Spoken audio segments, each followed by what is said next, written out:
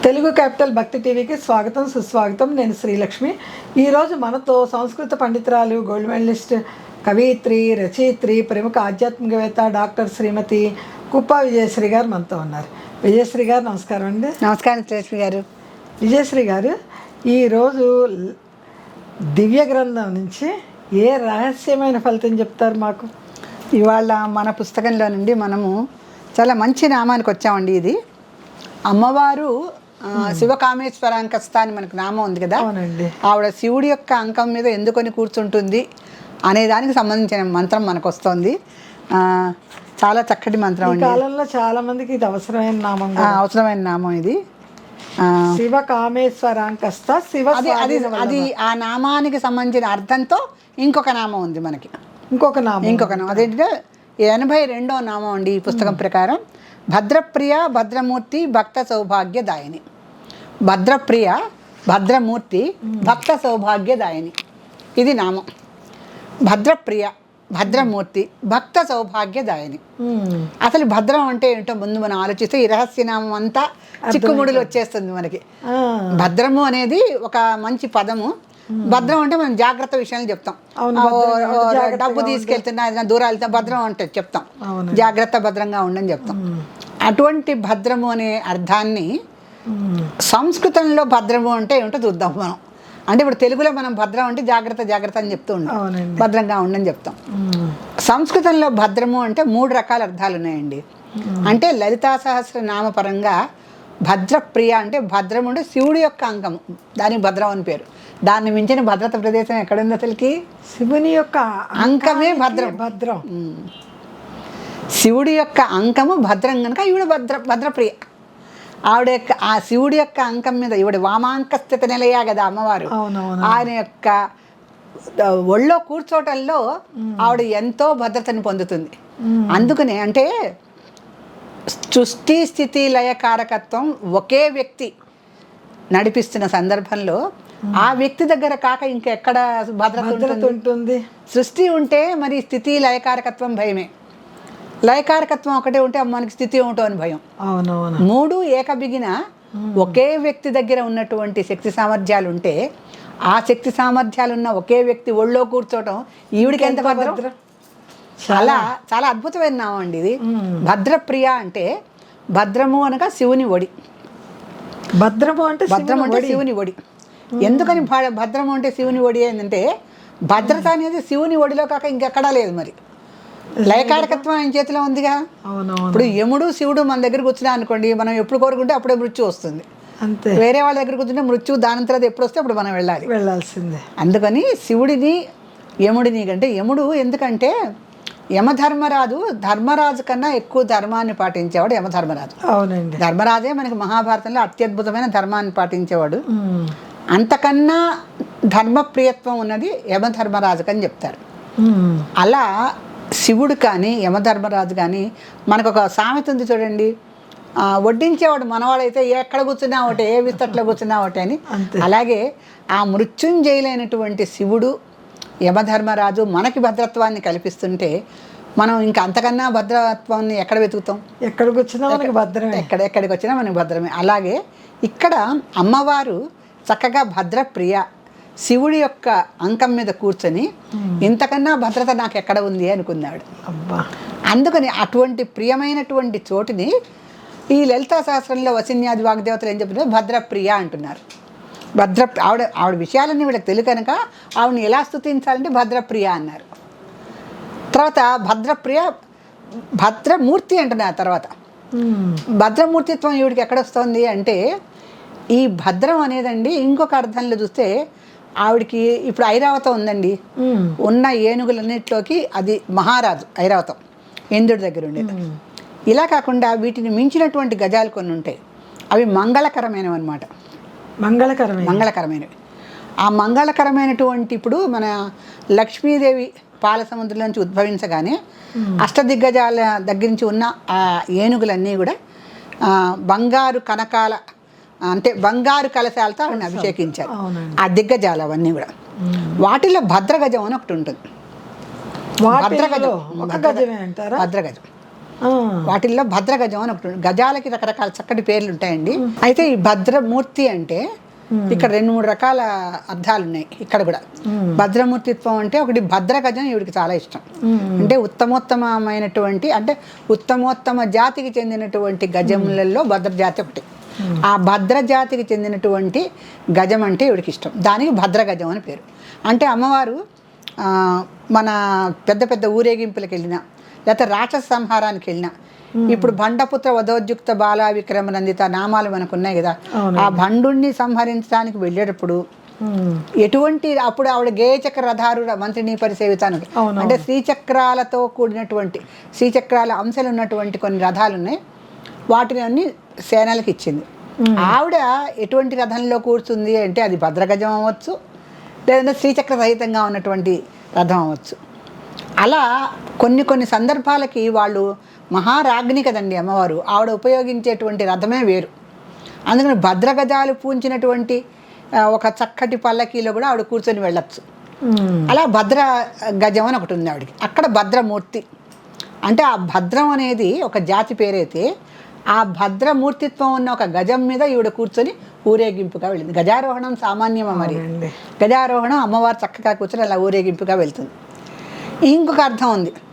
మనకి వరంగల్లో భద్రకాళి చాలా గొప్ప ఆలయం అండి. చాలా అసలు ఆషాఢ మాసంలో భద్రకాళిని దర్శించని వారే ఉండరు అసలుకి. భద్రకాళి చాలా అమ్మవారు చాలా చక్కగా ఉంటుంది. ఆ భద్రకాళి అవతారం కూడా మన లలితాదేవి. అవును, కాళీదేవి. కాళిదంటే ఆవిడే కదా, మరి ఆవిడ రూపం. కాళిదాసుకే ఆమె ప్రత్యక్షమైంది కాళిగారు. అలా ఇక్కడ భద్రకాళి దేవి అంటే మన భద్రకాళి టెంపుల్స్ మనకి కలకత్తా నగరంలో ఉంటుంది. మన సౌత్ వైపు ఇటు వరంగల్లో చాలా అద్భుతమైన గుడి ఉంది. ఇవి చాలా శక్తి మహిమాన్వితమైన ఆలయాలండి ఇవి.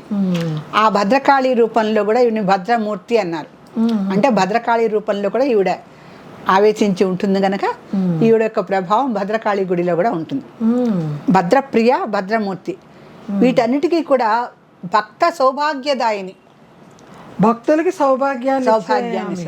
ఇక్కడ భద్రము అంటే ఇంకొక అర్థం తీసుకోవాలి. ఇక్కడ మనం ఇప్పుడు ఇంకొక అర్థం అంటే భద్రము అంటే మంగళకరం అని. మంగళకరము. సుభద్ర అంటున్నాం కదండి. కరెక్టే. సుభద్ర అంటే ఏంటి? అబ్బో, ఆవిడ శ్రీకృష్ణుడి చెల్లెలు. సుభద్ర అనే పేరులో ఎంత అత్యద్భుతమైన అర్థం ఉందంటే మంగళకరమైనటువంటి వస్తువులన్నీ ఆవిడ దగ్గర భద్రంగా ఉంటాయి. అంటే మాంగళ్యం. సుభద్ర పేరు అంత గొప్పది. ఎంత అదృష్టం అండి. అంటే పసుపు కుంకుమలు, ముత్యాలు, గోరింటాకు, మళ్ళీ మాంగళ్యము. స్త్రీలు ముఖ్యంగా ముత్యాల ధారణ చేసేవారు. ఎందుకంటే చంద్రుడు బాగుంటే వాళ్ళ మనసు బాగుంటుంది, వాళ్ళ మనసు బాగుంటే ఇల్లు బాగుంటుంది. స్త్రీలకి మనసు ప్రశాంతంగా ఉండాలండి, అప్పుడు వాళ్ళు అన్ని నిర్వహించుకోగలుగుతారు. ఒక గృహిణి ఉందంటే ఆవిడ మనసు ఇల్లు బాగుంటే అదేంటంటే ఒళ్ళు బాగుంటే ఇల్లు బాగుంటుంది అంటారు. స్త్రీ యొక్క ఒళ్ళు బాగుండాలంటే ఆవిడ మనసు బాగుండాలి. ముందు ఇల్లుని చూసి ఇల్లాలని చూడాలంటారు. అందుకే ఆ శుభ్రం పరిశుభ్రం అన్ని ఉంటా ఇల్లాలు ఇంకెంత ఎంత తెలిసిపోతూ ఉంటుంది. ఇల్లు బాగుందంటే ఇల్లాలు కూడా చక్కగా ఉంది అని. అలా ఈ ముత్యాలను ఎక్కువగా ధరింపజేస్తారు. అంటే ప్రతి ఇదివరకు రోజుల్లోనండి ఏవో పెద్ద పెద్ద డైమండ్స్ అవి ఇచ్చి పంపించడం కాదు. పెళ్ళి అయిన తర్వాత సంసారంలో ప్రశాంతత ఉండి మన అమ్మాయి ఆ సంసారాన్ని చక్కగా నిర్వర్తించడానికి, ఆ సంసారం సజావుగా సాగటానికి మనం ఏమిచ్చి పంపిస్తే బాగుంటుంది, ఏ రకమైన జాగ్రత్తలు చెప్పి పంపిస్తే మన అమ్మాయి చక్కగా నడుచుకుంటుంది, ఇలా ఆలోచించేవారు తల్లిదండ్రులు. అప్పట్లో వాళ్ళు ముత్యాల మాల ఒకటి తప్పనిసరిగా ఇచ్చేవారు, పగడాల మాల కూడా ఇచ్చారు. ఈ మాలలు ఇవ్వలేని వాళ్ళు ముత్యము పగడము మంగళసూత్రంలో గురించి పంపిస్తారు. ఎందుకని అడగండి. ముత్యమేమో చంద్రుడు, పగడమేమో కుజుడు. అంటే చంద్రుడు బాగుంటే మనసు బాగుంటుంది, కుజుడు బాగుంటే దాంపత్యం బాగుంటుంది. ఎందుకని ఈ రెండు కూడా సాధారణంగా స్త్రీ యొక్క సంసార జీవనంలో తెలుపు ఎరుపు అనేవి చాలా ముఖ్యమైనటువంటి విషయాలు. ఇవి మన గోడలకి కూడా చూడండి, ఆలయం గోడలకి దొరుకు ఒక తెలుపు చార ఒక ఎరుపు చార వేస్తుండేవారు. ఏంటంటే ఇది సృష్టికి సంకేతం ఈ తెలుపు ఎరుపులు. ఈ రకంగా ఎక్కడైనా కూడా భక్త సౌభాగ్య దాయని అంటే అమ్మవారు భక్తులందరికీ కూడా సౌభాగ్యాన్ని ఇచ్చేటువంటిది. ఎటువంటి సౌభాగ్యాన్ని ఇస్తుందంటే ఈ భద్రమూర్తిత్వము భద్రప్రియంతో అన్ని సుభద్రా లక్షణాలు కూడినటువంటి విషయాలన్నిటినీ స్త్రీలకు ఇస్తుంది. అంటే అమ్మవారిని కొలిస్తే మనకి భద్రప్రియ అంటే మన సంసారంలో కూడా భర్త మనని చక్కగా చూసుకుంటాడు.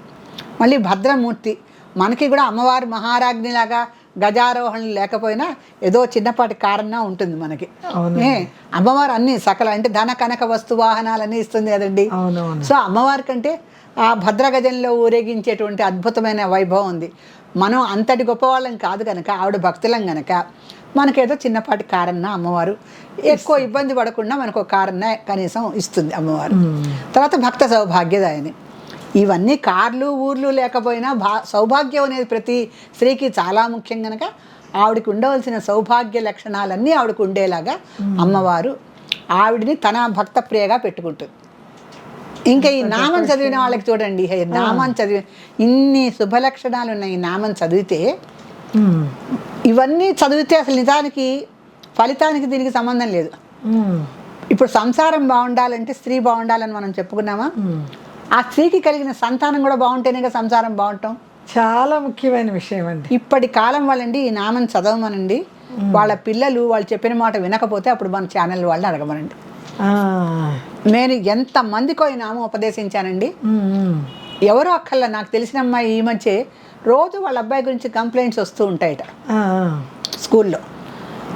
ఆంటీ ఏదైనా నామం ఉంటే చెప్పండి, మా అబ్బాయిని స్కూల్ నుంచి తీసేస్తా అంటున్నారు, వీడు వెళ్ళి అందరినీ కొడుతున్నాడు, చిన్నపిల్లవాడే అని చెప్తే నేను ఈ నామాన్ని భద్రమూర్తి భక్త సౌభాగ్యదాయని, భద్రప్రియ భద్రమూర్తి భక్త సౌభాగ్యదాయని.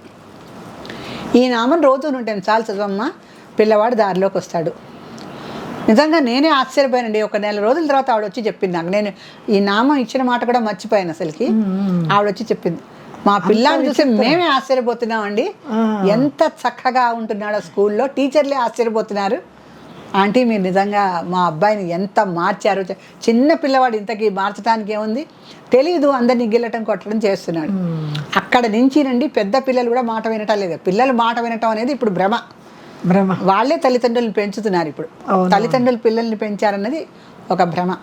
అందుకని పిల్లలు చెప్పిన మాట వినటం, ఒక మాట చెప్తే సరేనమ్మా అలాగే చేస్తున్నాను, ఏ కొడుకన్నా కూతురన్నా అంటే ఆ తల్లి అంత అదృష్టవంతురాలే కనిపించట్లా ఇప్పుడు మనకి. నిజమండి. అలా భద్రప్రియ భద్రమూర్తి భక్త సౌభాగ్యదాయిని అనే మంత్రము ఈ కాలంలో ఉన్న మనది కరెంట్ ప్రాబ్లం అని చెప్పుకోవచ్చు. వాళ్ళు కనుక ఈ నామాన్ని చదివితే తప్పకుండా వాళ్ళ పిల్లల్లో మార్పు వస్తుంది. అలా మార్పు వచ్చి చాలామంది నాకు చెప్పిన వాళ్ళు ఉన్నారు. ఫోన్లు చేస్తూ ఉండటం, సరే ఎలాగో ఫోన్లు చేస్తారు, మేడం మీరు ఇచ్చిన మంత్రంతో మా సంసారం బాగుపడింది, మా అబ్బాయి నా మాట వింటున్నాడు, మా అబ్బాయి నేను తెచ్చిన సంబంధం చేసుకుంటున్నాడని కూడా ఈ మధ్యలో ఒక ఆవిడ చెప్పింది నాకు. ఆ తెచ్చిన సంబంధం చేసుకోకపోతే కూడా మరి పిల్లలకి అదే కదా, తల్లిదండ్రులకి ఇబ్బందులే కదా. అందుకని ఈ మంత్రము ఎవరు చక్కగా రోజు 108 సార్లు పారాయణ చేస్తారో కంటిన్యూస్గా 41 రోజులు, ఇవాళ రోజు చదివితే రేపే ఫలితం రాదు కానివ్వండి, భక్తితో శ్రద్ధతో ఈ నామం మీద నమ్మకంతో వాళ్ళు చక్కగా పారాయణ చేసినట్టయితే పిల్లలు వాళ్ళ మాట వింటారు, దారిలోకి వస్తారు, సంసారం హాయిగా ప్రశాంతంగా ఉంటుంది. విజయశ్రీ గారు, ఒక గృహం నిర్మిస్తాము, ఆ గృహం మీద ఆదాయం వస్తుందని అప్పులు లోన్లు తీసుకుంటామో ఏదో జరుగుతూ ఉంటుంది. ఆ ఇంట్లోకి సరిగ్గా వచ్చి స్థిరంగా ఉండకుండా ఉంటే మనం ఇబ్బంది పడుతూ ఉంటాం కదా. అవునండి. అలా కాకుండా స్థిరంగా ఉండేవాళ్ళు రావాలంటే ఏదైనా మంత్రం ఉందంటారా? అంటే మంత్రం అంటేనండి, ఇప్పుడు మనకి సాధారణంగా మన ఇంటికి వచ్చిన వాళ్ళు, మనకి అద్దెకున్న వాళ్ళు ఎవరో, లేకపోతే లీజ్కి ఇస్తూ ఉంటాం కొన్ని ఇళ్ళు, అట్లా వాళ్ళు మనకి టైంకి డబ్బులు ఇవ్వట్లేదు అనుకోండి, మనం ఏదో ఆ ఇల్లు లోన్ తీసుకొని కట్టుకుంటాం, వీళ్ళు ఇచ్చే డబ్బుతో కొంచెం లోన్ తీరుస్తూ ఉంటాం, ఇటువంటి బాధలు ఉంటాయి కదా. వీటన్నిటికీ కూడా ఏంటంటే ఒక విషయం మన వశంలో లేదనుకోండి, అంటే మన కంట్రోల్లో లేదనుకోండి, దాన్ని మన కంట్రోల్లోకి తెచ్చుకోవడానికి మనం ఏం చేయాలి అంటే, ముందు ఎవరైనా లక్ష్మీ పూజ అయితే చెయ్యాలండి. డబ్బు విషయం అయితే ఎవరైనా లక్ష్మీ పూజ చేయాలి. చాలా సులభంగా లక్ష్మీ అష్టోత్తరం చదువుకోవాలి. అది అందరికీ వచ్చు, ఈజీగా చదువుకోవచ్చు. వాళ్ళకి పగలు వీలుంటే పగలు, సాయంత్రం వీలుంటే సాయంత్రం. దీపం ముట్టించాలి. దీపం ముట్టించి చక్కగా కామాక్షి దీపం, అందుకే కదా మనం చాలాసార్లు చెప్తున్నాము. అవునండి. ఆ కామాక్షి దీపంలో ఒక ప్రత్యేకత ఉంది. కామాక్షి కామదాయిని అది చెప్తూనే ఉన్నాము. అందులో చెరుకు గడ్డ పట్టుకుంది కదా అమ్మవారు, దాంట్లో చక్కగా ఉన్న కోరికలన్నీ తీర్చడానికి చెరుకు గడ్డ పట్టుకుంది ఆవిడ. అందుకని ఆ చెరుకు గడ్డ పట్టుకున్నటువంటి కామాక్షి దీపాన్ని వెలిగించినా, లేదు కామాక్షి దీపం కాక ఇంకేదైనా వాళ్ళకి వీలుంటే కామాక్షి దీపం ఉత్తమం, అవి వెలిగించుకొని తర్వాత వాళ్ళు లక్ష్మీ అష్టోత్తర శతనామాలతో పూర్తిగా చదవాలి. దాని తర్వాత ఇంత తీపి పదార్థం నైవేద్యం పెట్టాలి. వాళ్ళకి వీలు కానీ వెసులుబాటు కానీ లేకపోతే బెల్లం ముక్క నైవేద్యం పెట్టినా చాలు. ఇది మినిమం, అంటే బేసిక్స్ అని చెప్తాం కదండి మనం. ముందు బేసిక్స్, అలా బేసిక్గా లక్ష్మీదేవిని అయితే కొలవాలి. తర్వాత మన లలితా సహస్రనామంలో మనం కొన్ని నామాలు చెప్పాం ఇటువంటి సమస్యలకి. మనకు అనుకున్న చోటు నుంచి డబ్బు రావట్లేదు, అప్పుడు వాళ్ళు మన కంట్రోల్లోకి రావాలంటే మనకు డబ్బులు ఇవ్వటానికి వాళ్ళకి ఒక కోరిక పుడుతుంది, వీళ్ళని ఎలాగైనా సరే మనం ఇబ్బంది పెట్టకూడదు, డబ్బులు ఇచ్చేద్దామని. అట్లా కావాలంటే నిజారుణ ప్రభాపూర మజ్జత్ బ్రహ్మాండ మండల, ఈ నామం అండి నిజారుణ ప్రభాపూర మజ్జత్ బ్రహ్మాండ మండల. దీని అర్థం ఏంటంటే ప్రభాపూర అని వచ్చింది కదా, ఎప్పుడైతే అమ్మవారు తన ఎర్రటి ఎరుపుతో మొత్తం బ్రహ్మాండం అంతా కూడా ప్రభావితం చేసిందో, అలాగే మన యొక్క ప్రార్థన, మన నామపారాయణ వాళ్ళని ప్రభావితం చేస్తుంది. ఎవరైతే మనకి ఇబ్బంది పెడుతున్నారో వాళ్ళు, ఆ ప్రభావం వల్ల వాళ్ళు ఏం చేస్తారంటే కొంత మార్పు వస్తుంది వాళ్ళకి. ఏదో మనం ఇవాళ 1000 రూపాయలు ఇద్దాం, రేపు 2000 ఇద్దామని వాళ్ళు ఉన్నంతలో మనకి ఇవ్వటం మొదలు పెడతారు. తర్వాత మనకి ఇవ్వాల్సిన డబ్బు మొత్తం మనకు అందుతుంది. ఈ సమస్యకి ఈ నిజారుణ ప్రభాపూర మజ్జత్ బ్రహ్మాండ మండల అనే నామాన్ని రోజుకి 108 సార్లు శ్రద్ధగా చదవాలి. ఇది చదివేశాం కదా మన పని అయిపోద్ది అనుకోకూడదు, లక్ష్మీదేవిని కూడా ప్రార్థించాలి. ఎందుకంటే ధనానికి లక్ష్మీదేవి మూల దేవత.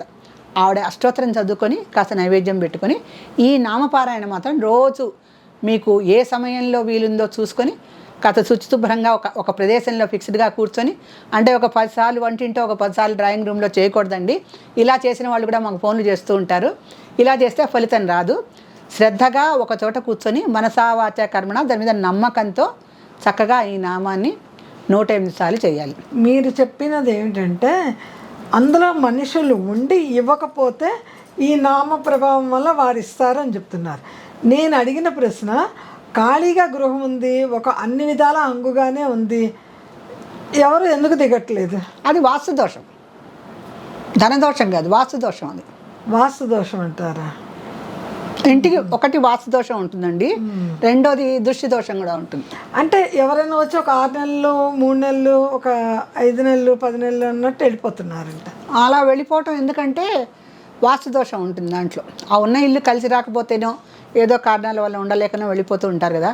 కొంచెం వాస్తు ఒకటి చూపించుకోవాలి. రెండో దృష్టి దోషం ఉంటుందండి, దృష్టి దోషం చాలా ఉంటుంది. దానికి అంటే మీరు అన్నట్టు ఇల్లు అన్ని హంగులు ఉండి అంతా బాగుండి కూడా ఎవరు వచ్చి స్థిరంగా ఉండట్లేదు అంటే దానికి కొంచెం దృష్టి దోషాలు ఉంటాయి. అంటే భూత సిద్ధి అని చేస్తారండి.